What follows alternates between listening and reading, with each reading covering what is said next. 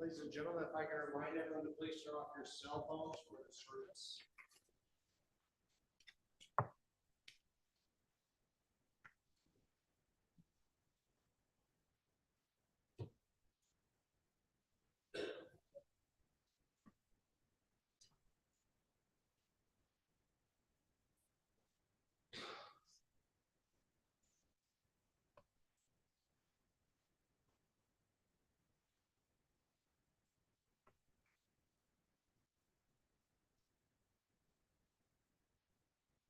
I'd like to welcome you all this morning. We're going to start by special request.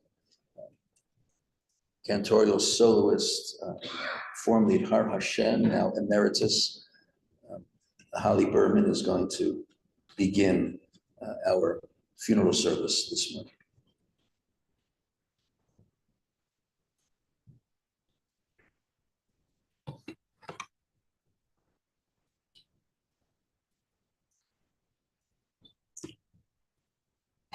Psalm 23 is a psalm that we know.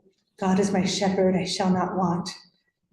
Talking about lying down in green pastures and being beside still waters and feeling unafraid, feeling restored. And I see this psalm as a yearning.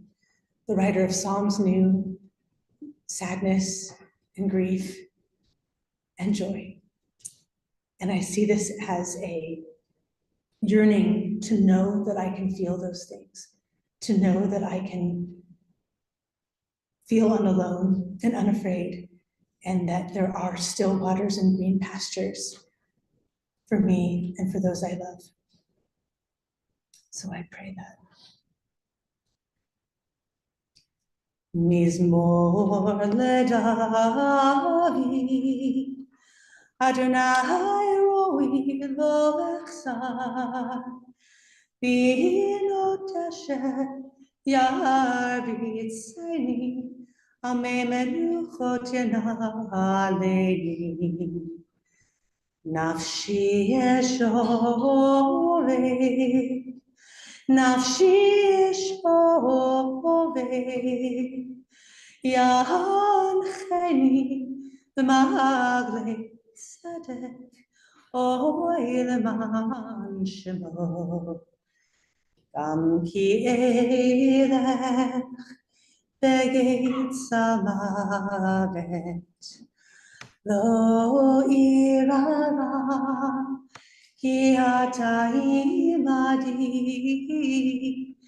shivtecha umishantecha, shivtecha umishantecha, hema yenachamuni, taroch lefanai shulchan, taroch lefanai shulchan, taroch lefanai shulchan, neged zorerai, dishanta b'Hashem en roshi, dishanta b'Hashem en roshi, dishanta b'Hashem en roshi, kosi revaya,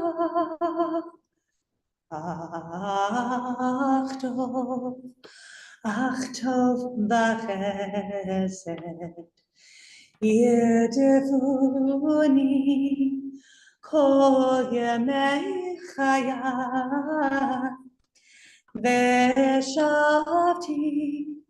veshavti beveit Adonai, veshavti beveit Adonai, orech yamim.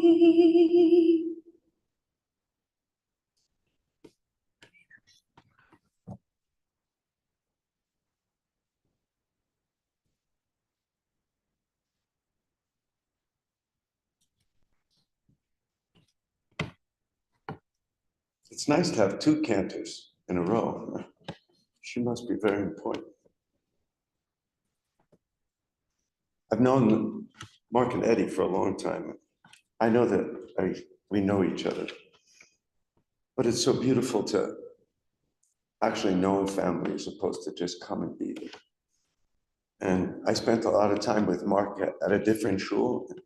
Now I've had some good years with Eddie here, so I feel very lucky to be here today to honor Mom. I'm going to start with a beautiful, just a couple of lines of one of my favorite prayers. It's Eshet Chayil. Many of you know we sing to our mothers and to our wives, and my wife insists that we sing to the women of the world. When we sing Eshet Chayil Mi Yimtza. And they say that not one word in the Torah is there for a reason. So why did they choose the word Chayil? Because it means soldier in modern Hebrew. It means my woman, my soldier. So that must mean that our women go to battle for us, our moms, our wives, our sisters, our friends. And I think it's just a beautiful sentiment. So I'm going to start with that. And I'm going to sing one of my favorite psalms. I turn my eyes to the mountains. From where does my help come? My help comes from Hashem, the maker of heaven and earth. Not from some politician, not from some guy, somewhere we can't find. Eshet Chayil Mimtza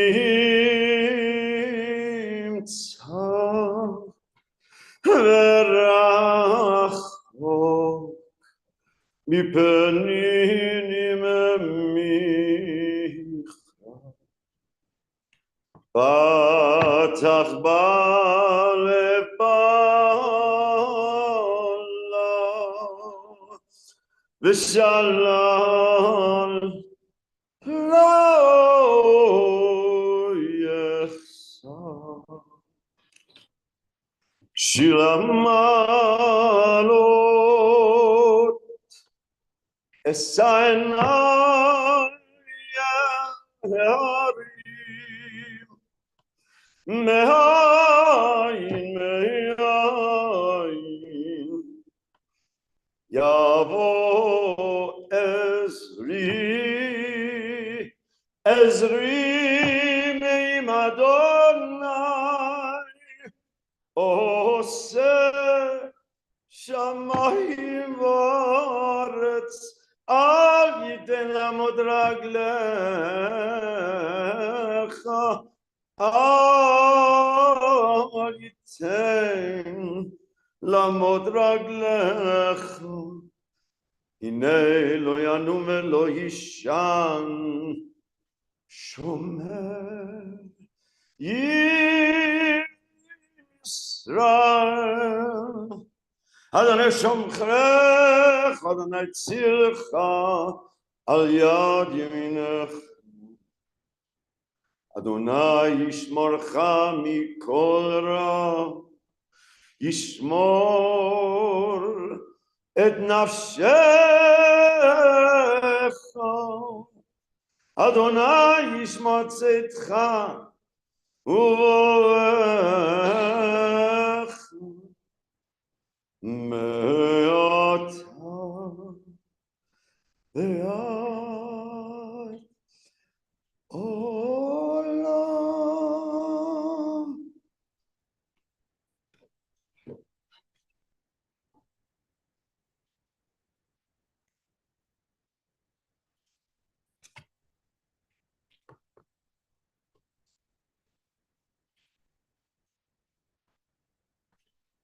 Our God and the God of our ancestors, our rock and our redeemer, 1,000 years in your sight are as a passing day, an hour of night. Our generations come and go while you endure forever. We are always in your hand, O Lord, in death as in life, trusting in your love and in your decisions. O Lord in heaven, strengthen those who mourn the loss of Harriet Saliman. Help them to look beyond this moment to realize that death can never destroy the bonds of love. Sustain them with the knowledge of our faith that you do not abandon souls to the grave. You do not allow your faithful to suffer oblivion. You, O Lord, have taught us the way of life, and through you we gain eternity. And let us all say,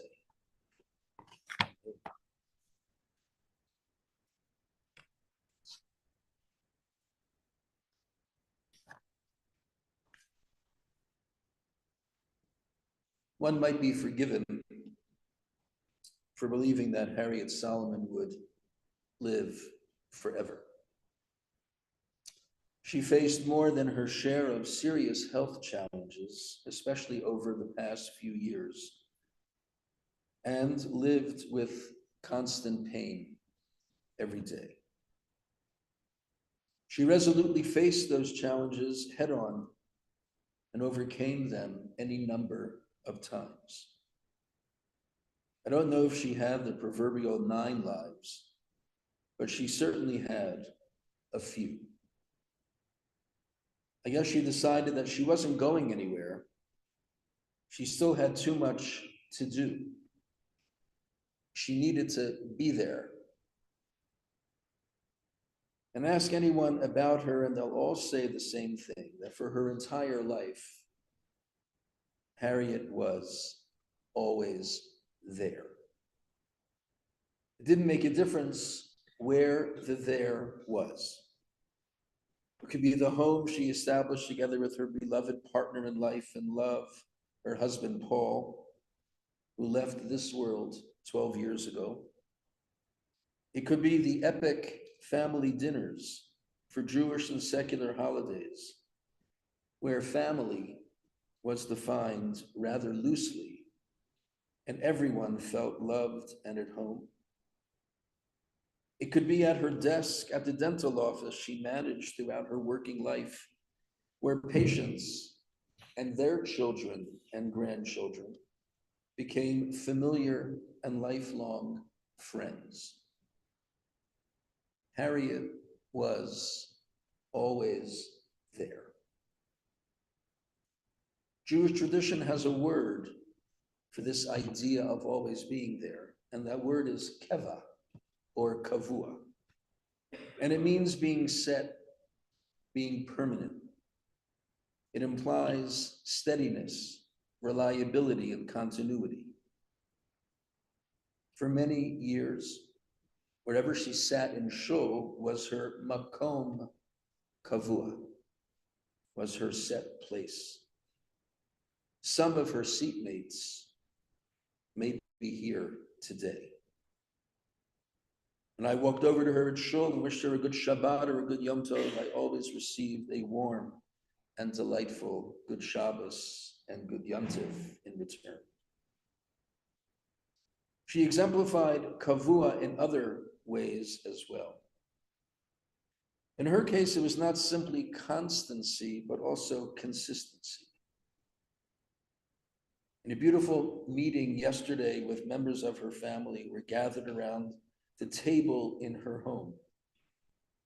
Everybody was unanimous in their recollections of their mother, mother-in-law, and grandmother. In their view, she was the embodiment of love and acceptance. She was beautiful inside and out. Her enormous heart and her generous spirit were all embracing and unconditional. Her positivity about life allowed her to rise above the struggles and challenges that are a part of living. If she ever complained, it was in private. No one else needed to know. She never wanted to be a burden to anyone. Many people make the proverbial lemonade out of lemons. Her marvelous sense of humor, her love for people, her love of life, helped make her lemonade a little sweeter than most. She was a very kind woman, genuinely loved by everyone. She never held a grudge. She had strong opinions about things and was not shy about sharing them. She always smiled And she had this knack for making friends really easily. Every stranger was a friend who simply did not know it yet.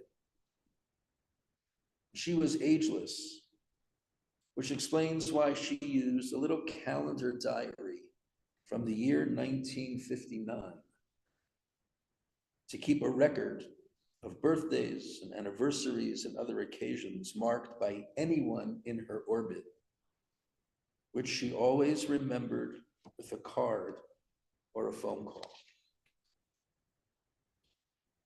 Those epic holiday meals that I mentioned earlier had diverse people enjoying great food, including the world's best chicken soup, and a great time.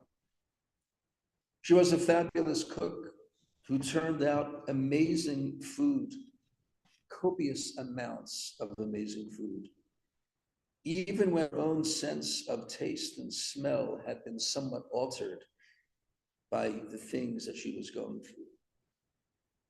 Nobody would dream of missing those meals. Everyone around the table was family, some by blood, others by association. This desire she had to feed others was a special gift that she had. It was her way of embracing others, of including others, of building relationships and helping others build relationships. She was a connector. She was everyone's bubby. "How's your mom?" was often the first question out of the mouth of a friend upon meeting one of Harriet's children. The "how are you" came second, or maybe not at all. She was a matriarch and queen bee of the family, and everyone naturally needed to know how she was.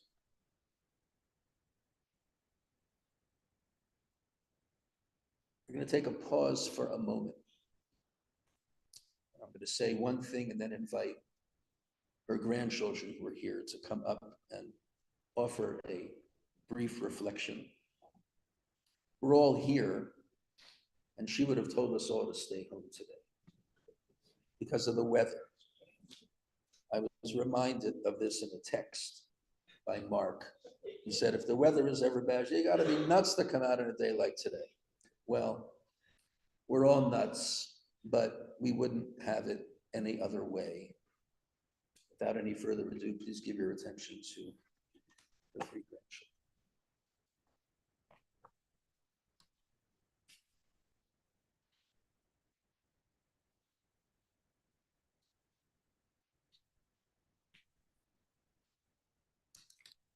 Hi. Bobby, what a tremendously beautiful life. Language and words are too limited to say how I love you.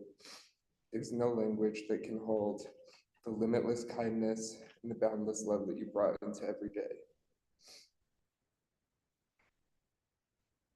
I wish I could talk with you one more time and hear your voice and be soothed. In fact, I'm just going to call your voicemail and hear your like really very old person voicemail speaking to me again and again. No one I've ever met compares to the soul that I knew in you. You brought immeasurable beauty and joy into the lives of every person who met you, not even every person who knew you, but every person who met you. And I love you forever. Like Billie Holiday says in her song, I'll be seeing you. I'll find you in the morning sun, and when the night is new, I'll be looking at the moon, but I'll be seeing you.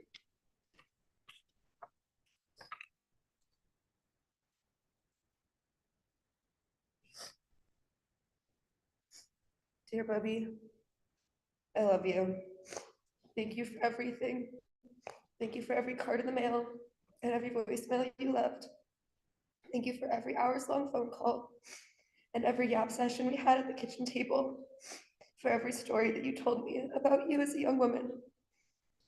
Thank you for teaching me compassion, strength, courage, confidence, and most of all, love. I am the person I am today simply because of you. You are one of my best friends in the entire world. I love you forever. Thank you.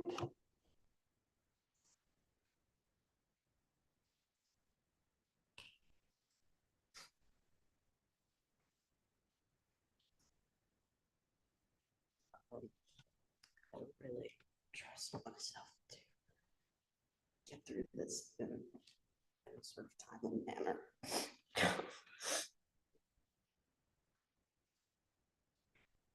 I've spent the last few days trying to think of what I could possibly say to convey a fraction of what Bunny meant to me. There are countless memories and stories I could tell, but I keep coming back to something she said to me just last year. I was struggling a lot with whether I should stay in Canada or come back to Colorado. Last time I came over to her house for what was supposed to be a 5-minute drop-off, and as we tried to make our way out, she stopped me at the door. She told me that no one else could tell me what I should do. Everyone has an opinion, everyone has suggestions, but the most important thing is that I follow my heart. I know it's cliche, it sounds obvious, but it meant the world to me. She had so much faith and trust and pride in me. She told me to do what I love, follow my passion, pursue my dreams. She had more belief that I was capable of anything than anyone I know. She was my biggest supporter. She loved me so unconditionally through all of the stages of my life, and she never wanted me to change. I am indescribably lucky to have the wonderful memories of her that I do, for 21 years of the most special, unconditional love and care. I know that she is comfortable, at peace, and so happy to see us here all together. Thank you, Bunny, for being the best grandparent I could have ever even imagined. I love you so much, and I will miss you every single day.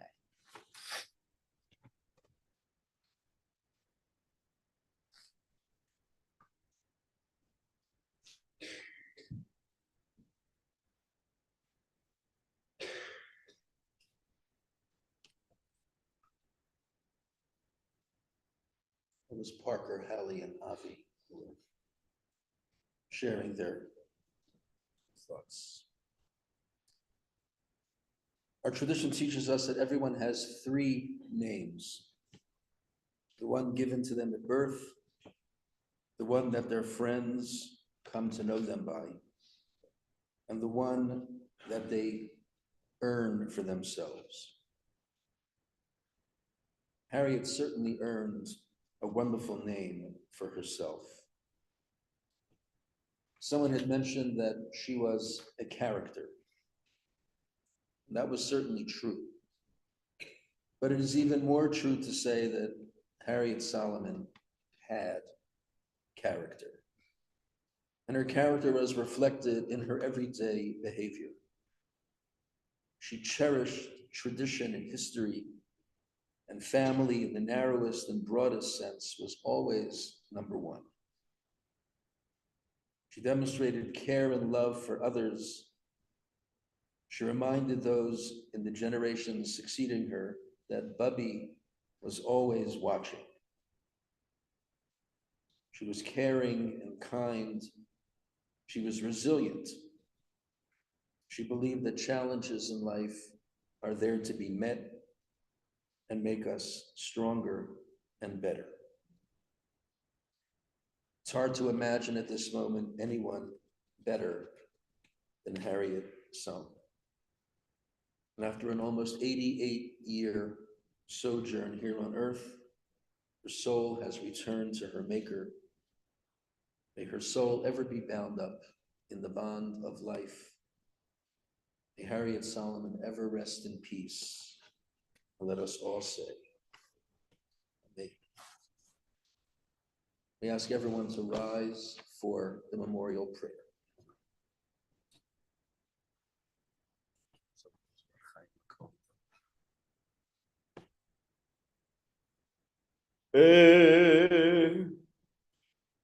מלא רחמים,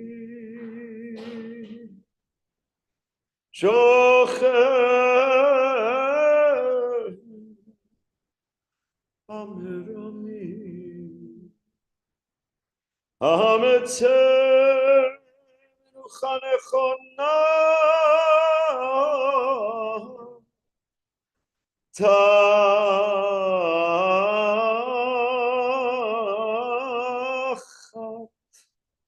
כנפי השכינה,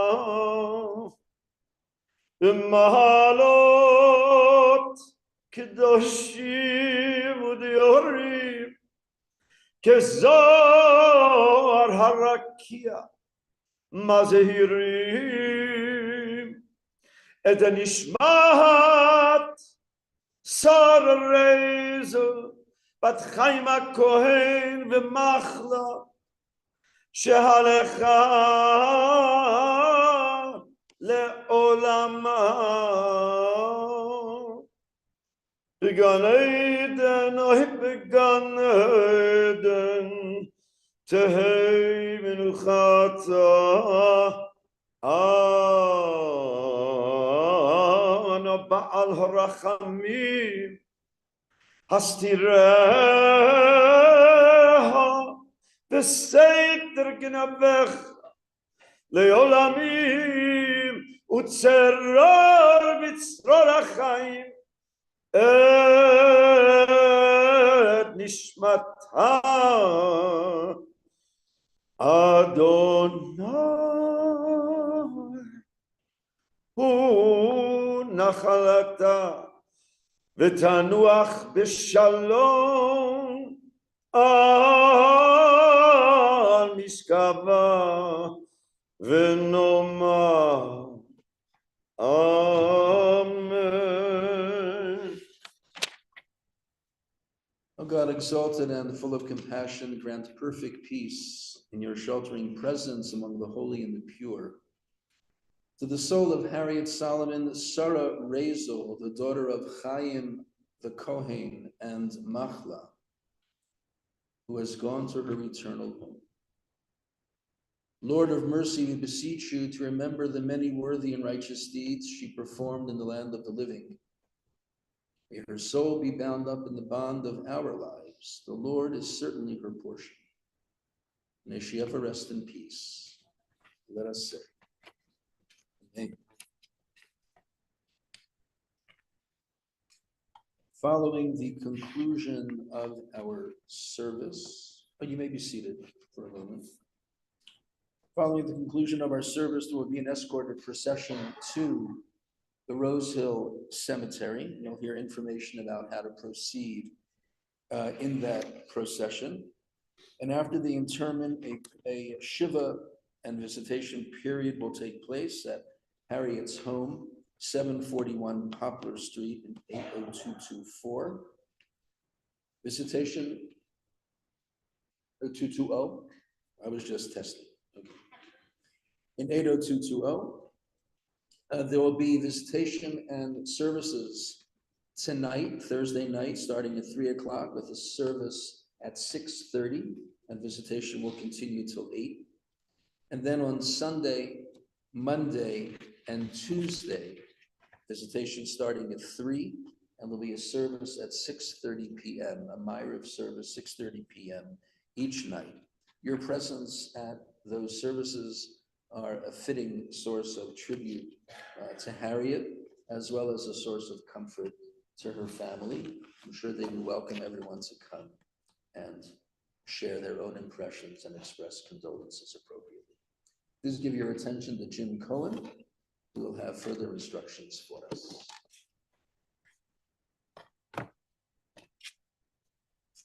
Ladies and gentlemen, we do have that escorted procession today to Rose Hill Cemetery. So if you'd like to join us in procession, we'll ask you to return to your cars as quickly as possible. And we'll ask you to have your headlights on and your hazards on. That will help identify you as a participant in our procession for those escorts. They're in cars today, so please watch out for them, allow them into our procession, but try not to allow any outside traffic into the procession. We'll ask everyone to return to your cars as quickly as possible, but those who are going to the cemetery, or those who are not going to the cemetery, if you can give way to those who are trying to line up using that this northeast exit of the, northwest exit of the synagogue's parking lot. And one last request is please refrain from coming forward and trying to speak with the family. It will delay their process in trying to get to the cemetery. So if you catch them in the foyer or in the restroom, allow them to do what they need to do so then they can get back to their car and make their way to the cemetery. At this time, if I can ask everyone to rise and invite the pallbearers forward.